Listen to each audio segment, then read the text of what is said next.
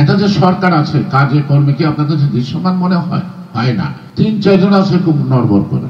এই যারা কিন্তু আবার একটা ষড়যন্ত্র করতেছে বৈষম্য, অর্থাৎ বৈষম্য বিরোধী আন্দোলনের যারা শিল্প অর্জনকারী আমাদের কাছে কি প্রশংসিত, তাদের মাধ্যমে এখন আরেকটা নতুন বৈষম্য সৃষ্টি করার পায়তারা চলছে। সেই কারণেই নির্বাচনটা যতই বলুক ডক্টর মোহাম্মদ ইউনূসের আন্তরিকতার অভাব আমি বলবো না, আমি নির্বাচন কমিশনেরও আন্তরিকতার অভাবও বলবো না, but the chief advisor and the নির্বাচন কমিশনের sincerity is not enough to arrange an election proper.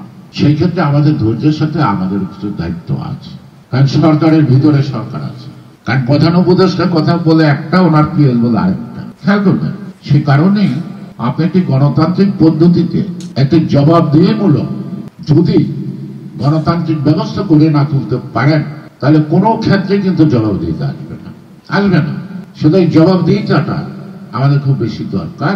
আর একটা ভরসা রাখেন, এই ৩১ দফা পড়তে যা সময় লাগে কার্যকর করতে কিন্তু তার চেয়ে বেশি বয়স লাগবে। এই ৩১ দফা ইমপ্লিমেন্ট যদি উনি আমাকে বলে এক সরকারে আমাদের হবে, আই ডোন্ট বিলিভ কোনোটা ৩১ বছর লাগতে পারে, বাট একটা ফাউন্ডেশন, একটা সূচনা তো করবেন যেটা আস্তে আস্তে উঠবে।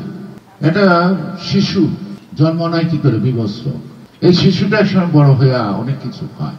একটি ছোট্ট গাছের বীজ পড়ে রয়েছে, ও অযত্নে হয়ে গেছে বড়, কিন্তু একটা সময় দেখা গেল ও একটা বড় বৃক্ষ, মানুষের ছায়া দেয়। তো সুতরাং ওই ছোট্ট বীজটা, অর্থাৎ আপনি যে বীজটা নিয়ে ভাবছেন, আবিষ্কার করছেন, প্রথমত বীজটা লাগানো, তারপরে এটা আস্তে আস্তে বড় হইতে হইতে আপনার ইচ্ছা পূরণ হবে, এক সময় ভালোভাবে।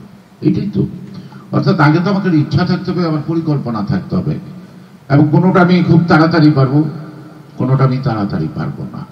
কারণ এই 16 বছর 17 বছর বলেন 50 বছর বলেন, আমাদের একটা মানসিকতা তৈরি হয়েছে না, সেই মানসিকতা ফেরত আসতে আপনারও তো সময় লাগবে। আপনি যে খাদ্যাভ্যাসে অভ্যস্ত, ডাক্তার যতই বলুক আপনি তাড়াতাড়ি তা শেষ করতে পারবেন না, আমরা চুরি করে খাইবেন যাতে কেউ না দেখে, ঠিক কিনা? যেন আমাদের